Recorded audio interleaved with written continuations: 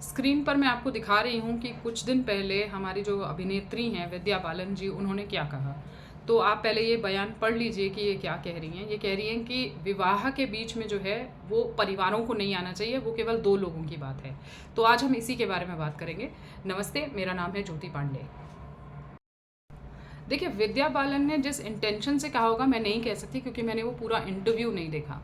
मगर ना केवल वो, बल्कि जिस तरह के अभी जितने भी सीरीज़ बन रहे हैं, जितने भी आपके जो है धारावाहिक बनते हैं, या जिस तरह के लॉज सामने आ रहे हैं, उससे एक यही बात बार बार आती है कि परिवारों में रहना अब नहीं चल पाएगा या परिवार टूटेंगे।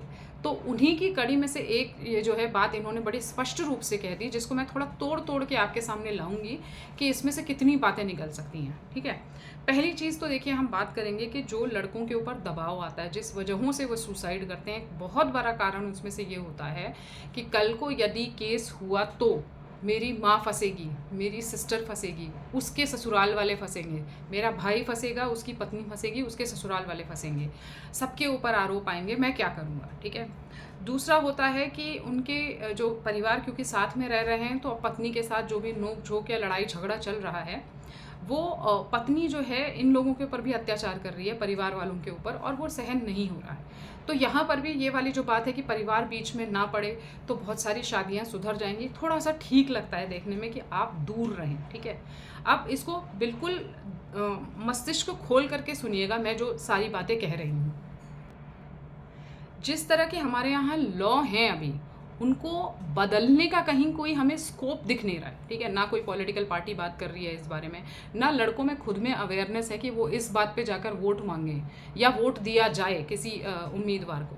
तो हमें बदलते हुए परिवेश में ये सोचना पड़ेगा कि लड़कों को कैसे प्रोटेक्ट करना है और उनके परिवारों को कैसे प्रोटेक्ट करना है। ठीक है, तो इसीलिए जब ये बात कहती हैं तो मुझे लगा हाँ ठीक ही कह रही है, मतलब एटलीस्ट परिवार तो बचे रहेंगे। अब यहाँ प्रॉब्लम क्या आती है कि हमारे यहाँ ट्रेडिशनली बहुत चला जाता है, मतलब कि जैसे एक परिवार में शादी हो रही है तो न केवल उस लड़के का बहुत खर्चा होगा, बल्कि उसके परिवार वालों का भी बहुत खर्चा होगा। हमको ये चेक करना पड़ेगा कि कौन कितना खर्चा कर रहा है या ना करे वो। ठीक है, अब जिस तरह के सिचुएशंस अभी बन रही हैं, उस हिसाब से अगर जितना ही आप खर्चा करते हैं या उस शादी में जितना इन्वेस्ट करते हैं फाइनेंशियली, इमोशनली, हर तरह से, उतना ही आपको बाद में नुकसान होने वाला है।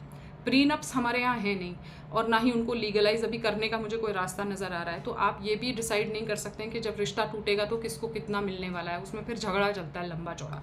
और यहाँ पे अगर परिवार शामिल है और सब ने कुछ ना कुछ इसमें इन्वेस्ट किया हुआ है, डेफिनेटली प्रॉब्लम होने वाली है और होती ही है। बहुत सारे लोगों को ऐसा हो जाता है कि मेरे पास मदर्स आती हैं और कहती हैं कि हमारा जो परंपरागत गहना था वो भी ये लेके चलेगी, जो पीढ़ी दर पीढ़ी ट्रांसफ़र हो रहा था, कोर्ट्स वो भी नहीं दिलवा पाते हैं। तो मुझे ऐसा लगता है कि यहाँ पर भी परिवार दूर रहेगा तो लड़के को ही फ़ायदा होने वाला है। तीसरी बात ये, बहुत सारे कपल्स में जब झगड़ा चलता है तो ये परिवार वाले जहाँ पे शामिल होते हैं वहाँ चीज़ें कॉम्प्लिकेट होती हैं, क्योंकि बहुत कम बुजुर्ग ऐसे होते हैं जो सही सलाह दे रहे होते हैं। अब यहाँ पर विद्या बालन जी से जो क्वेश्चन पूछा जाना चाहिए, जिसमें वो फंसेंगी, कि जब आप कह रही हैं कि परिवार अलग रहे तो क्या लड़की भी अपने परिवार से अलग रहेगी, क्योंकि वो तो 2-2 मिनट पे बातचीत होती है आजकल फ़ोन पे और व्हाट्सएप में बताया जाता है कि मम्मी करेले की सब्ज़ी बना दी गई है यहाँ पे। तो क्या वो उनकी भी बात कर रही हैं या सिर्फ लड़कों को ही अलग रहने की बात कर रही हैं? मैं समझ रही हूँ वो किस इंटेंशन से कह रही हैं, क्योंकि एक पूरा बाजार वैसा ही बना हुआ है जहाँ पे परिवार टूटे, जहाँ पे केवल 2 लोग साथ में रहें, इंडिविजुअलिस्टिक हम लोग बन रहे हैं कि बस हम 2 लोग और बस एक कुत्ता, ऐसा टाइप का एक फैमिली बन रहा है। वेस्ट में ऐसा ही कल्चर है। कह भी कौन अभिनेत्री रही है जिसकी अपना जो है विवाह आप जानते हैं उन्होंने कैसे किया, और अभी तक उनके बच्चे हैं नहीं। तो बहुत ज़्यादा उसका ओपिनियन मैटर करता नहीं है। फिर भी आप ये सोच कर देखिएगा कि वो एक रिप्रेजेंटेशन है उन सारे चीज़ों का जो ऑलरेडी हमें दिख रहे हैं कि वो कॉम्प्लिकेटेड हैं। दिख रहा है कि फैमिलीज़ आगे ऐसे नहीं चल पाएंगी। जिस तरह से हम पिछली 2 पीढ़ी में रहे हैं बड़े बड़े परिवारों में, आगे वैसे भी नहीं दिख रहा है, मतलब अब हमारे ही परिवार में नहीं दिखता है और आगे और कम होता चला जाएगा। तो वो वैसा उन्होंने एक इंडिकेशन दे दिया है कि वो हो रहा है और आगे और होगा। इसमें भड़कने की बजाय सोचना चाहिए कि इसमें से बीच में से रास्ता कैसे निकालना है, क्योंकि लॉज इतने कॉम्प्लिकेटेड हैं कि यदि सचमुच में जैसा हम चाह रहे हैं कि नहीं नहीं ऐसे कैसे फैमिलीज टूट जाएंगी, परिवारों को तो साथ में रहना चाहिए, परिवार झेलेगा आपका, आपके माता पिता झेलेंगे, आपकी बहनें झेलेंगी, आपके भाई लोग झेलेंगे। तो इससे बेटर है कि जो वो कह रही हैं उसको दूसरे तरह से सोच के वैसे इम्प्लीमेंट किया जाए, लेकिन वहाँ वही प्रॉब्लम आएगी कि ठीक है लड़का तो अलग हो जाएगा, व्हाट अबाउट द गर्ल, क्योंकि उनका तो अपना अलग एक जो है माइंडसेट हो चुका है। तो इसको दूसरी तरह से भी सोचा जाना चाहिए, बल्कि दो पर्सपेक्टिव्स हैं इसमें।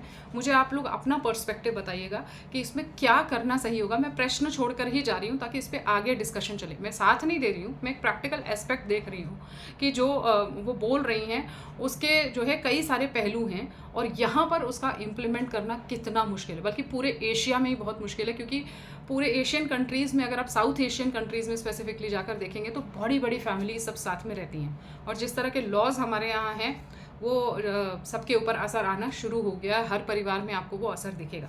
तो मुझे ज़रूर कमेंट्स में बताइएगा कि जो वो कह रही हैं उस पर आप क्या सोचते हैं, और उसका क्या बीच में से रास्ता निकाला जा सकता है ताकि वो लॉज के प्रकोप से भी परिवार बचा रहे और परिवार भी किसी तरह से वो एक कड़ी बची रहे, चलती रहे, क्योंकि परिवार ज़रूरी होते हैं।